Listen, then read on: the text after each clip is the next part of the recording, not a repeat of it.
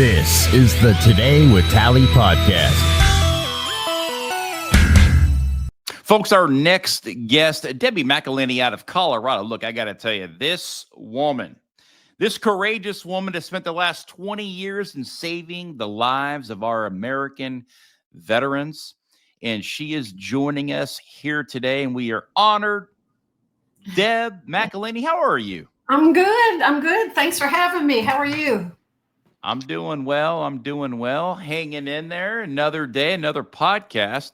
And look, I've done a lot of research, on you, and I've been blessed to know you for about, 4 or 5 years right now through mutual friends and veteran friends. And the work you're doing is not going unnoticed. And the reason why I reached out to you, because I think it's important to further introduce you to a group of folks that may not know who Deb is and your mission in what you do with American military families. So tell me a little bit about yourself. Well, thanks for having me, first of all. And, as you say, a lot of people don't know who we are. I always say I think we do a really good job at stopping the epidemic of veteran and first responder suicide. But as a result, we do not do a good job of marketing the charity, who we are, what we're all about. But it's been a long and a great run, I started the charity in 2005. And, I come from a military family, but I didn't serve. I'm a typical female civilian, but rare in the fact that I desperately love this country and the people who serve and protect all of us. And so in 2005, I just decided I could do something, maybe raise a little money. I live here in Colorado, so Fort Carson is down the way. And I thought, you know what, I'd like to go out and help them. What I didn't expect was that I really wasn't welcome on post. And as a result, they really weren't interested in me raising money to help out for anything there. They were allowing me to meet with a chaplain. And he basically said, well, if you could raise some money for us or give us some money, we'll take care of soldiers here at Fort Carson. So I thought that was a good idea. It just didn't motivate me very much. And so I had an opportunity to get involved with a veterans group here in Colorado. And they were interested in floating a Support the Troops license plate. And as a result, my charity was awarded that contract, if you will. But it meant that we had to go through 2 years of legislation through the House and the Senate here in Colorado. But at the end of the day, through it all, very proud to say, we got the Colorado Supports the Troops license plate. This initiative, since officially 2007, there's a mandatory $25 donation to purchase and show your support. Which, by the way, you'll notice there's a yellow thank you ribbon there. That was imperative to me because that was started because of Vietnam and the god-awful manner in which we not only treated them, but failed to honor them. And I had a brother at that time who was in Nam, and I wanted them to know that when somebody that purchased this license plate saw that thank you message, that they would understand that there were a lot of us that did give a damn and were willing to put our money where our mouth was to say thank you to all of them. I'm very pleased to tell you, since that time, this initiative has raised over $500,000. The restriction was it had to be isolated to the military in the state of Colorado. We have honored that. And by state statute, which I actually authored or helped to author, 93% of every dollar of the $25 purchase goes directly back to the Colorado military and their families. So it was a great opportunity to get your feet wet, if you will. And at the end of the day, we were spending a lot of time selling the license plate. I really wasn't very good at connecting the charity to it. But to this day, people know it or don't know it, at the end of the day, it served the purpose. It raised the money. It went to the right places. It continues to do so. And we still get orders every day. So it's a very beautiful thing. I have a lot of roots in Colorado, and I'm back there quite often, and I do see a lot support our troops' license plates. And it's so awesome now that I can connect those dots. Yeah. Back to Debbie McElhinney and the American Military Family charity that you run. So, I mean, you are so passionate and you are so dedicated to this cause. And you could have even replaced the words "thank you" with "welcome home." From those Vietnam veterans that had eggs thrown on them, they were spat upon, and they were called baby killers. And that's not fair for going out and doing the job of the United States of America and keeping our country free and doing everything that they could to eliminate communism, right, in Vietnam. It was so awful. There was a mandatory draft. My brother wanted to go in, and he did. He wound up going to Nam. And I always say the guy that left to go serve his country came home, but he never really came home.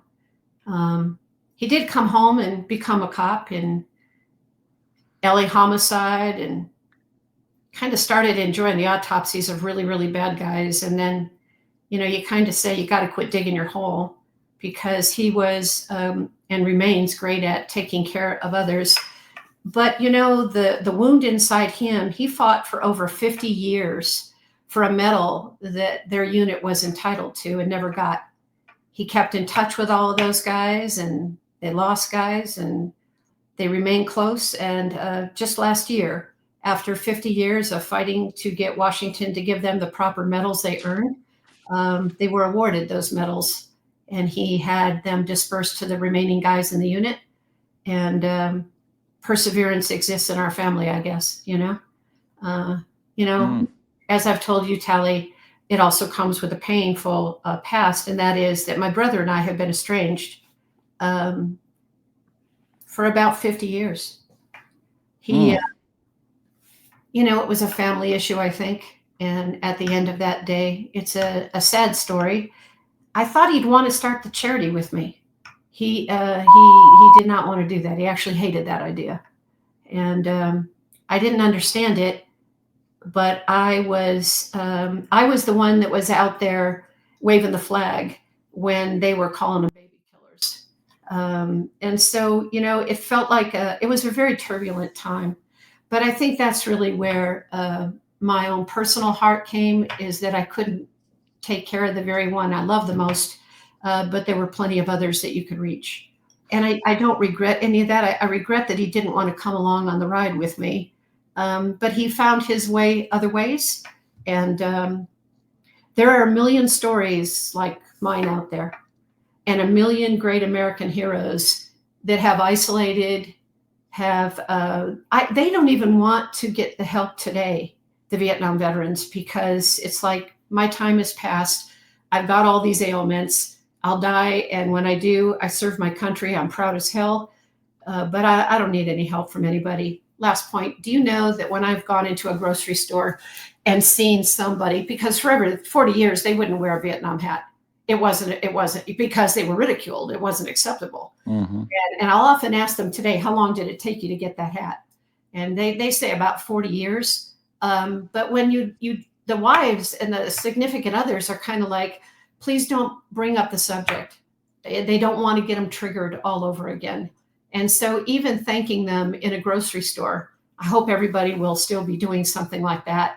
But don't go down the weeds, because it's a wound that I don't know is ever going to heal for a whole lot of American heroes. Let me tell you about Patriot Homes right here in the greater Houston metropolitan area, folks. These guys are out doing the hard work. It's kind of hard to please people in today's world, but let me tell you, Cody Dawson and his family business stand behind everything they do. Custom kitchens, bathrooms, master bathrooms, whole home renovations, outdoor patios, home additions, outdoor kitchens. They are your one-stop shop for everything that you want to do in your home. It's always nice to know that you got somebody that can come in and give you a great price. Not only give you a great price, but be on time, on budget, reliable. All you got to do is just go to patriothomestx.com. That's patriothomestx.com. They're building your vision with pride and precision. Hey, man, I've helped so many Vietnam veterans. A lot of these folks cannot maneuver around websites and get onto e-benefits with the VA and really get the benefits that they deserve. And, unless you sit down with them and actually just get all of their information and do it for them, you're right. They aren't really motivated to continue down this path of being denied, denied, denied. They're like, you know what? It's been over 50 years. I'm not going to be around for that much longer. You know what? I've lived this long without those benefits. Screw it. I don't need it. I don't need it and I don't want it, and that's where they're at. And you said, look, a lot of these folks don't want to talk about it. They couldn't even be proud of fighting in the Vietnam War to eliminate communism, to free South Vietnam, right? Give them a democracy that those people, wanted, and they wanted to live in freedom. And you come home and there was so much bloodshed in that war.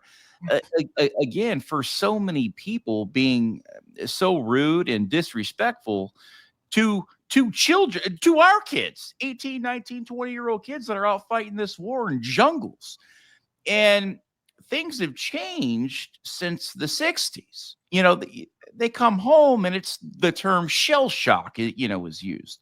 That was when we first started to find out, like, is this post-traumatic stress? And back then it was shell shock. Well, all these years later, we've kind of connected the dots here. Shell shock is post-traumatic stress because mental health has become more mainstream to talk about, even though it's still very, hard to discuss with so many alphas out there that served in the military. They don't want them, no one knowing that they may suffer from a mental health ailment, whether it be anxiety or depression or even post-traumatic stress. I don't want to be seen as a weakness.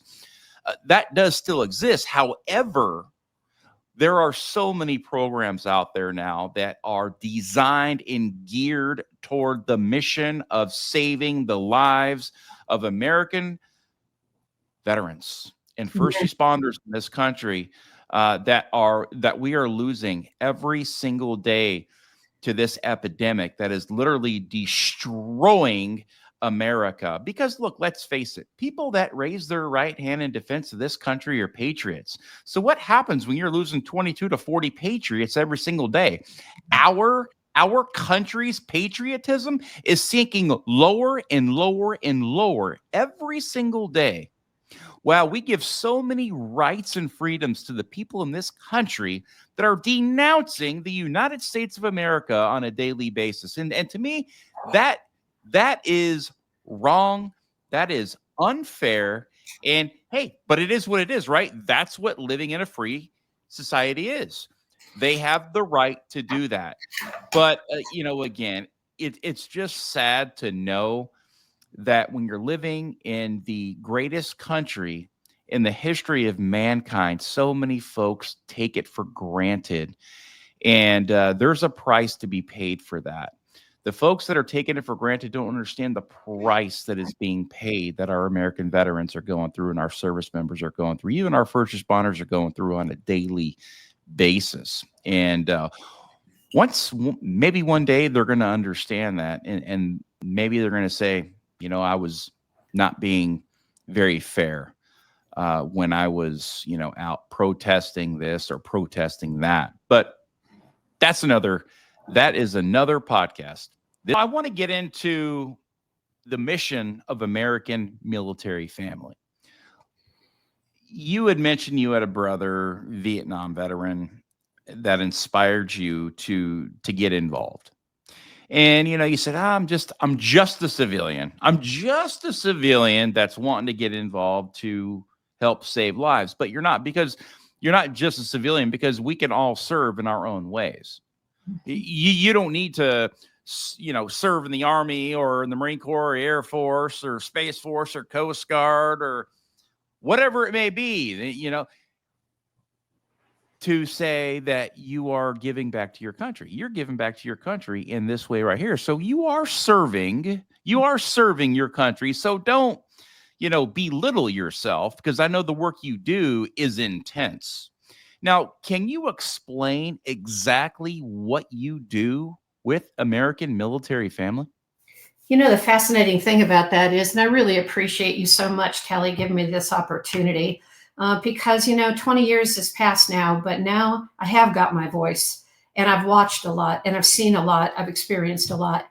I was very blessed to Fort Carson. The command general at the time, Major General Graham, was the most phenomenal person, and his wife, Carol, that I've ever met. Absolutely 100% the most incredible people. And at that time, we were at the height of the Iraq War. There were a lot of fatalities that came back to 4th Infantry Division based out of Carson, Fort Carson. And I was phenomenally blessed to go on what may sound like a painful journey, but it was truly life-changing for me. And that was that I was able to get involved with the fallen families. And they were coming in hot and heavy. The mothers particularly. I spent 5 years on a Gold Star Mother program. And one of those mothers, if you can imagine, they just didn't know what they were doing. Too many casualties were coming back, and they were handing the families the American flag in their son's honor on a pool table in a bar. It seemed incomprehensible to me. And by the grace of God, General Casey did get involved, at least where the Army is concerned. And some years later, they honor, they recognize, they respect, and they take care of one another. So I've been involved with over 34 of those families intimately. I was blessed to be part of it, allowed to go to Soldiers Chapel during the burial of the fallen heroes. If you've ever been anywhere to a funeral, I almost would say you can't fathom what it's like to be in Soldiers Chapel when they're burying a battle buddy. And so it was such a humbling experience. But I also went over later. I was available to work over at the Wounded Transition Battalion. But you have all these kids coming back from Iraq. What do you do with them? They're a mess. And at the end of the day, there were 7 suicides in 6 months. And since that time, I haven't been back to Fort Carson except for a few moments. But the sole mission of the charity became the prevention of veteran and first responder suicide. I can tell you categorically that 90, maybe 89% of the casework we get, they have, we believe there are 7 triggers that are a direct result of veteran suicide. The first is a traumatic brain injury. They should never minimize the extent of damage that has based on their service to country. It's always a close second with post-traumatic stress disorder. Addiction issues are off the charts. They self-medicate. They go to the VA. The VA is another trigger and another one of our 7 triggers. I could talk all day and all night about the VA and my opinion about it. I don't have a high regard for it. In recent times, I hear there are some throughout the country that are doing the job that America's heroes deserve. But to my witnessing over all these years, it has been reprehensible, in my opinion, absolutely unforgivable. And at the end of that day, that often leads to isolation and relationship dissonance. They have financial issues. And so when you put the package together of the 7 triggers, historically, 5 is the norm for anybody who served their country. And, so many of them are, well, I didn't go to war. I didn't do this. Have you ever heard about the guys that are doing things today by drones and what they do and what they drop and what that reaction has to them? How do they come home and deal? Now, come and face your country, where 99.5% of the population doesn't have a clue what it was like to be you and serving your country. 99.5% of the country. Praise God, we have people now that are honoring and saluting them, but that's been rare. That's been rare. And so the need to have more charities, I think my timing was blessed. to be able to do what we did. So you're looking at 2007, 8, 9, 10. You're looking at Iraq. You're looking at Afghanistan. You got Desert Storm guys. They don't know where the hell to go. And, as a result of all of that, we sought out some of the best resources in the country. And they are out there, and they're expensive programs, but they're out there for every one of our veterans who are in need, especially suffering from severe traumatic brain injury, post-traumatic stress. These are not to be minimized. There are some incredible other charities out there. We are now forming collaborations with others because it's a big elephant and you eat it one damn bite at a time. And so for that being said, we wound up transforming now. What do you do with the guys that isolate? What do you do with the guys that are going to go take their life? They're thinking about it, how they're going to do it. It's not pretty. I mean, I could show you videos of, veterans that decided to kill themselves in front of their spouse with their children in the other room.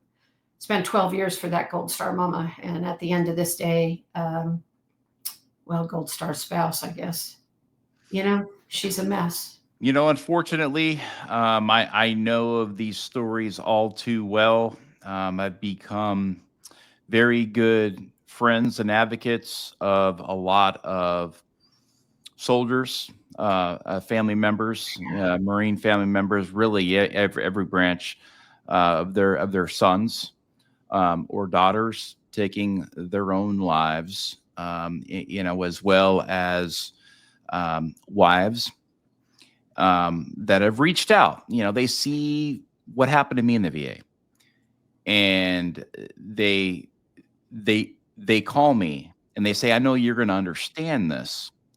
Or I get emails or I get messages that are floating in every single day. And the problem it is with me, it's almost like a blessing and a curse. It's like I help so many folks for the good of the country. I don't have a charity. I don't have a 501c3. I lean on folks like you to refer veterans to, or spouses, or whoever it may be, because I consider you an extremely vetted resource that is doing this for the right reasons. That you truly are doing this to save lives. You're not in this business to sell T-shirts and hats. No. You do some very, very critical work that is not an easy thing to do. And you break down veterans. You break them down to the point in the work that you do for them to fully understand what it is they're going through and how they can fix themselves, how they can begin to repair themselves. And and I can tell you, the amount of folks out there that are going through this stuff is insane. It is off the charts. And that's only what we know about. Those are only the folks that are stepping up and saying, I want help. I'm ready. Because like you were saying before, we can't help people that don't want to be helped. How do we know that they need help if they're self-isolating? How do we know this? It's also about the family, Kelly, because spouses are living with them and they don't know where to go and they don't want to make them mad. And so then the children pay. And so now you've got this dynamic of the whole family unit, and they don't know what to do and they don't know how to react. And so they're trying to massage, their relationships together as they become further and further apart, and the intensity grows. And having the ability to have the resources out there are only as good as those who are ready to receiving them. And a lot of them are so afraid to take that step. I would tell you, I learned a fascinating thing. Because they don't want to stop drinking. Yeah, they don't want to stop self-medicating. They enjoy it. They hate it. And they love it. Again, like with me, when it comes to advocating, within the VA and advocating for veterans, it's a blessing and a curse. I'm good at it, but it is not fun to do, because the way I'm wired is when I get a vulnerable message or an email, I put myself in those veterans' shoes or in those spouses' shoes. So you know what it does to me? It reopens scabs on me every single day. Yeah. But I feel it's my duty. To get in there and do what I can to help those folks, because I didn't have a Brian Talley when I needed me the most. And I remember those days. And to have a Deb in your corner as a veteran is an extremely valuable asset that these veterans need to know and understand exactly what it is that you do. Now, there's also a lot of veterans out there that are single. They don't have families. They have a mom and a dad. Some of them have a mom and a dad. Some of them only have a mom or just a dad, or maybe their parents are gone. You know, there are a lot of folks in the military join the military because they don't have that father figure in their life. You know, so who's going to know that these people are suffering? A lot of them are suffering in silence. They can have a smile on their face and be going through the worst time of their life. And then all of a sudden, you think they're doing fine, and then they're gone the next day. And I see it all the time. And this is why we are doing what we are doing and raising the awareness. And not only raising awareness, but actually doing the work. I want you to explain to me. We have these 7 triggers. When veterans are going to pick up the phone and they're going to call Deb McElhinney in Colorado and they're going to go to American Military Family, when you bring them to Colorado, what happens? What do you do from minute 1 until they leave? So let's back up. You're presuming that they're going to just willingly get on a plane, or they're going to come and call us and say, hey, I got this problem and I hear you can help me. No, let me be clear. We're not a bank. So there are many that will call and say, you know, can you pay my bills? Well, why aren't you paying your bills? So financial issues are definitely a trigger. All right. And they're a huge trigger. And then there's the family dynamic. Let's also be honest. There's a lot of females that are serving in the military these days. So MST, military sexual trauma, is alive and well, ladies and gentlemen. And so they've got a different category that they have to deal with. The 7 triggers are imperative. And at the end of it, we wound up forming a QRF team, a quick reaction force team of volunteers, because we're not a wealthy charity. I can't pay people. God, be dangerous if I could. But that QRF team volunteers their time, brings their expertise to the table based on their time in the military. First, you got to find them. One of the guys on my QRF team went dark, and we got the call from his mother, and we got the call from his fiance, and they were going to be married in less than a week. And he panicked, and he ran, and he was gone. And so we put our lead QRF team on it. They use their own skills learned in the military, which makes them exceptional candidates for being able to help solve this problem. And respectfully, if the VA or others really wanted to help us solve the death problem of suicide, there's a way to do that. Put veterans who understand how to put boots on the ground, who know how to help find and locate, who know how to talk them off a cliff, who know how to speak the same language they do, and then can tell them, trust us, because here's what we're going to do for you. And then we get them, they don't pay a dime. We get them to the best related services in the country. Now, I will tell you, it's expensive. I will tell you that these people have lives. You get a call at 6 o'clock in the morning and somebody says, my husband didn't come home last night. He was drinking. I don't know where he is. What do? Well, first we got to figure out, learn the story, try to figure out where they're located, and then put boots on the ground. Do you know what it takes to get a volunteer to do something like that? They use their own vehicles. We're able to reimburse them for the cost of their travels. And at the end of that day, if they're able to find them like they were, the guy that I'm addressing you about, that guy is now on our lead QRF team because he thinks like them. He tried to implement what they do. And by the grace of God, we happen to have one of our QRF team members at the location. We were able to track them by bus. And they don't cooperate well, those companies, but they were able to track them by bus. And when he got off of that bus, it was already set up with our lead team. And they saw him. They knew what he looked like. They asked him. He said, "Hey, man, how's it going?" And they're walking to the bathroom. He's very scared. He doesn't understand why somebody's following him. But our QRF guy's talking him down and earning his trust. He says, "Hey, you take the first time and then get out. Let me use the bathroom. Hey, I just want you to know we figured out where you were. You earn their trust. And then once you earn their trust, you bring their family in. And then you get them to those best related services. It's a journey. It's a journey. But you got to start by taking the first step. And we have such an immense need for that. If I had my wish, if I had my dream, there would be a QRF team in quadrants, north, south, east, and west in this country with some of the best capable, kick-ass veterans in the country that want to serve, want to help other veterans, and they damn well ought to be able to get some money to do it. But we don't do that. You have a problem when you don't have a solution. I just gave you a solution. We don't need to be losing America's heroes to suicide if we can get to them. You've got to break them enough to get their trust, hence the reason why we started intrusive interventions. I learned it from the Gold Star families. Biggest mistake I've ever made. I'm sitting in a room full of fallen family members, and we're at a retreat, and somebody talks about, losing their child. And I said, we got talking, and I said, by the grace of God, you still have your other children, except she lost 2 of them. She lost 2 of them. General Graham, greatest human being I've ever known. His son Jeff commits suicide, and 6 months later, he loses his son to an IED, in Iraq. And he's the CG at Carson. How does a man like that and a woman who's first lady do something like that?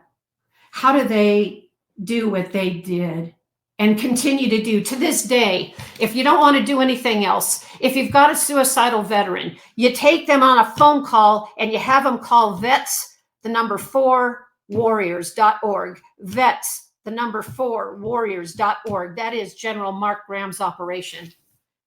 That guy should have got a 4th star. Nobody more deserving of it than him. He didn't get it. And he left at 2 stars, and he opened up Vets for Warriors. And he's got a team of veterans 24/7 that are off the charts, that talk veterans off the charts, and then do the same thing, get them help. There is a solution out here. It's a travesty that we don't have enough help to implement it countrywide. You are searching, finding, locating, and rehabilitating our American veterans. Damn right. Quick reaction force team that is out there to do just that, working with you and for the good of the country. Most are volunteers because they believe they are, but it gives them purpose, Kelly. It gives them a purpose again. A lot of these guys have high ratings at the VA because of their injuries, mental, right, physical, whatever it might be. But it gives them purpose again, and they're good at it, and they want to do it because they want to help a fellow brother or sister. And you got to also understand too, exposure therapy is really good. Like what I do, right? It's like, again, it's the blessing and the curse side, but I know it helps me heal too. Exposure therapy, but it does break me down. My face gets beat red. I get that anxiety. I get that feeling of, wow, like I know what they're going through. I know, and so that's tough, but at the end of the day, you're helping people get through some of the darkest times of their lives. Yeah. And sometimes, you'll never hear back from them. And sometimes they'll call and say, thank you, for what you did. And, and the time you spent with me. And really at the end of the day, that's why we do what we do. Now, you said intrusive interventions. Explain that to our audience. It's really simple. I was saying with Major General Graham, losing 2 children, who can understand better than he and his wife, Carol.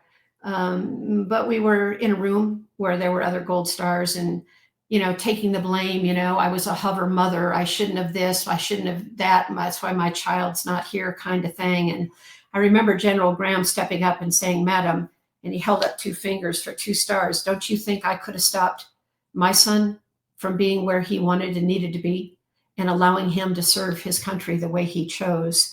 When you're in a room full of people that are like-minded, bringing in somebody else who doesn't understand that environment can't relate to them and they can't relate to you. But when you bring in like-minded people and you bring them into a safe place, they've all got a story. And in our intrusive interventions, we started out by going to a very peaceful place, like in Colorado to Estes Park in the mountains, where you could just have some peace and a nice place to stay. You bring them out there. They don't know each other. They don't know their stories, but we do because we've investigated who those players are. And you bring the right people to the table and you treat them the way they earned, which was take good care of them, give them nice housing, give them nice food and environment, and watch what happens, because it's like-minded humanity reaching out to one another at a really bad time. But they don't want to go there because they don't want to show their vulnerability. Suck it up, buttercup, bullshit. You can't do that. One person opens up, and then suddenly there's somebody, total stranger across the room, but served their country, and it hits them.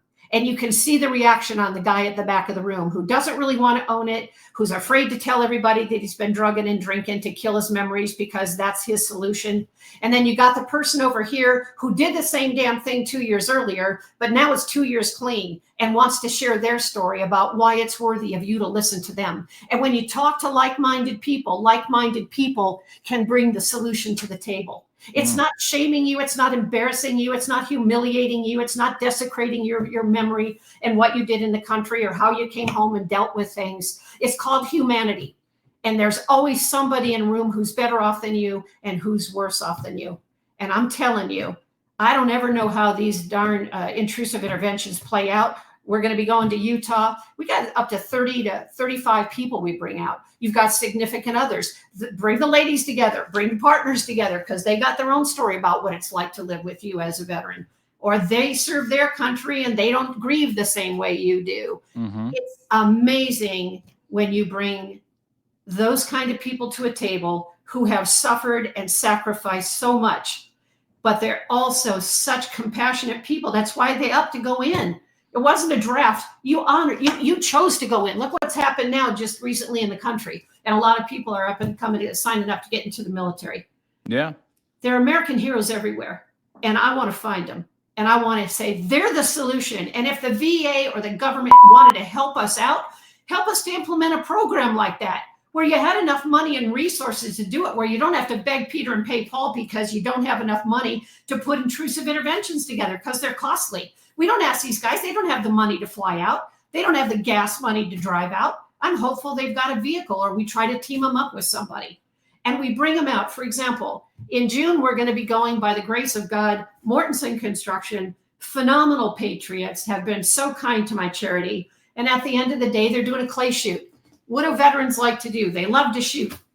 So we bring them out for a couple of days. They'll come in on a Tuesday. On Wednesday and Thursday, we've got a hotel room, private. We feed them, take care of them, and we tear them apart. And we go for it in a way that isn't pretty.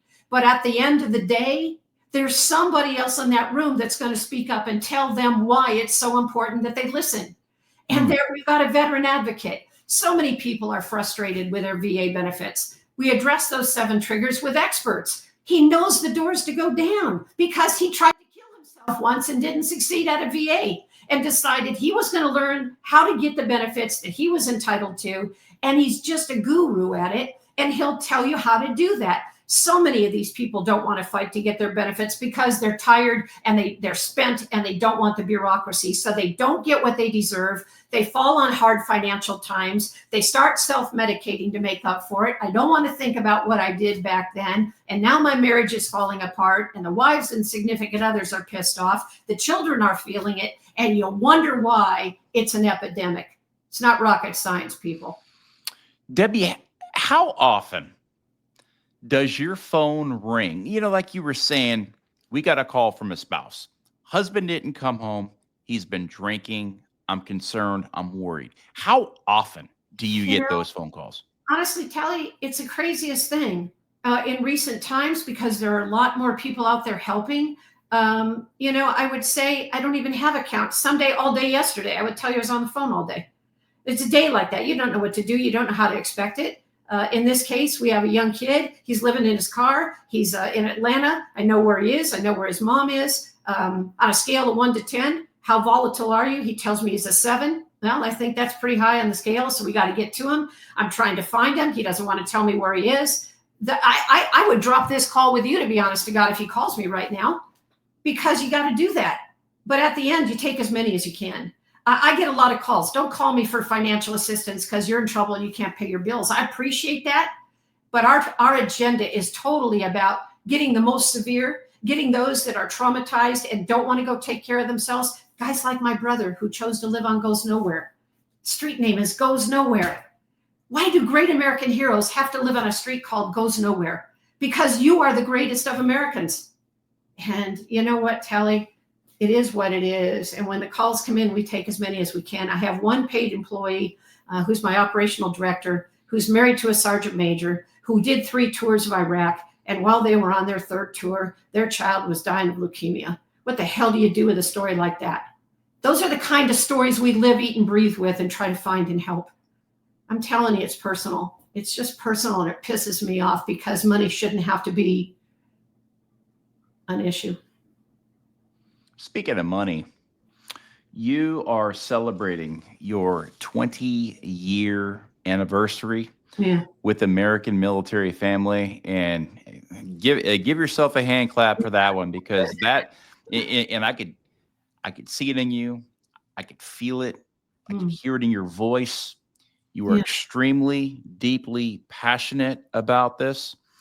And we want to try to do whatever we can to help promote American Military Family. And you are having your 20-year celebration. It's going to be in Colorado, July 11 and 12. You're going to be having a golf tournament in Castle Pines. And then you're going to be, so on Friday, you're going to be having the golf tournament at the Ridge at Castle Pines.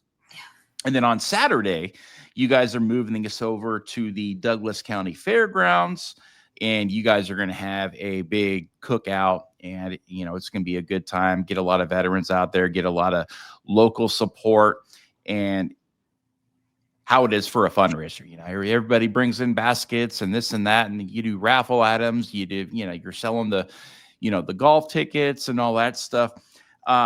How can people really get involved and help Debbie McElhinney's mission of the American Military Family?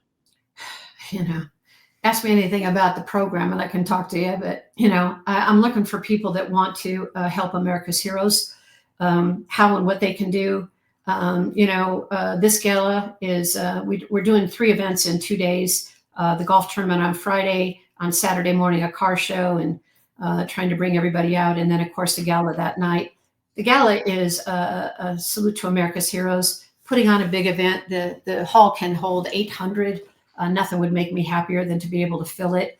We're bringing out the All-American Beef Battalion. These are incredible American patriots. I used to serve on their board. They were cattle people, and they have fed over 475,000 troops and their families, post and pre-deployments, traveled throughout the military bases. And they, in appreciation, put a full spread 1-inch ribeye steak dinner and all the trimmings. They have their volunteers. They're all great American patriots, and they will be serving the dinner that night. So the audience will be a room full of American heroes and those who support them. And so we'll have everything from, silent auctions, live auctions, raffles. I'm sorry, Tally, I brought the finest. I read your damn book. I read every word in that thing. And what happened to you is outrageous, an atrocity. And if you can't hear my voice elevates, it always does, because it's a situation that never should have happened. And so I think your story needs to be told. I think your book needs to be sold. And I think at the end of the day, people really understand why you behind that microphone do what you do, because I know you well enough to know that that is pure 100% heart. And it is not vendetta. If it was vendetta, I'd be praying that somehow, by the grace of God, somebody would make a special regulation at the White House that would say, get this man his pay. It's never going to make up for the pain, suffering, and trauma that they did to you and your body by not taking care of you at the VA as they should have.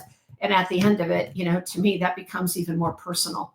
It's about honoring America's heroes. It's about having enough money to stop an epidemic that never should have taken place in the first place. And the very people who are supposed to be helping us are the very people that are triggering them all.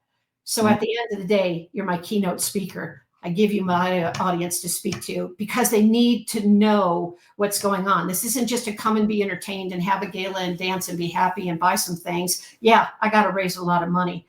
But at the end of it, I want American heroes there. I want a celebration of America again, because you know what? We lost her. We lost her, and I hope she's on her way back right now. So, yeah, people need to understand what the underlying root cause of the problem is, and how we can, get in there, with your intrusive interventions, getting folks out to the great outdoors, having these one-on-one conversations, having group talks, having group therapy, bringing the spouses out, because we all know the spouses serve alongside of their military service members, veterans, whatever it may be there. Guys, let's support Debbie. Let's support Debbie today. All you got to do is go to AmericanMilitaryFamily.org. That's AmericanMilitaryFamily.org. I'm going to put all this into the podcast, into the description. We're going to have the flyer there. We're going to have the website there. If you're in Colorado, get some Support Our Troops license plates. Yeah. Get that word out there. These are beautiful. And those are in Colorado there. And that is a American military family goal, right? Or not goal, but that right there is an American military family license plate that Debbie has worked tirelessly on.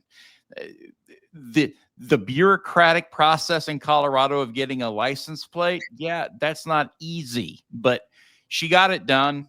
And she's dedicated her life to the betterment of our U.S. service members and veterans and their families. So, Deb, thank you so much for joining us today. I'm going to give you the final word. What do you got?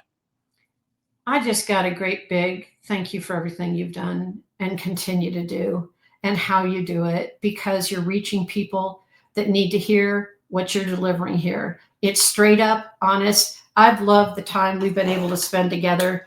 I think you're a rare breed, Tally. I'm looking forward to having you come out to this event and tell your story, because people need to know and understand what's really going on here for America's heroes. We could do a much better job, and we're going to keep trying. Thanks a million for having me. I appreciate it so much. Yes, ma'am. I agree. And, we wish you nothing but the best moving forward. And we are going to do whatever we can to bring down the house. Amen, Tally. From your mouth to God's ears, yes. Thanks, Tally. Yes, ma'am. Well, folks, there you have it. Debbie McElhinney out of Colorado. Look, she's doing whatever she can to help prevent veterans from taking their own lives. And we all know that we are in a serious epidemic right now. How can we solve these problems? How can we solve these issues? How can we bring it to the forefront? Well, it takes a lot of folks like Debbie. Rome wasn't built in a day. We have a lot of veteran organizations out there that are working in good faith and that want to help veterans. And we need to find those organizations. We need to support those organizations, because without those organizations, we're not saving the lives of American veterans and giving them the lives that they were intended to live. By healing one veteran, that could heal another 100. By healing 2, that could heal 200, because now you have those 2 voices that are going out there and saying, I did this and look at what it's done for me in my life. You never know how many people that one veteran who's gotten the help that they need can reach. So it begins today, folks. Go to AmericanMilitaryFamily.org. That's AmericanMilitaryFamily.org, and help out Debbie McElhinney today. And also sign up. Go to the same website, AmericanMilitaryFamily.org, and join us in Colorado, July 11 and 12. This is the Today with Tally podcast.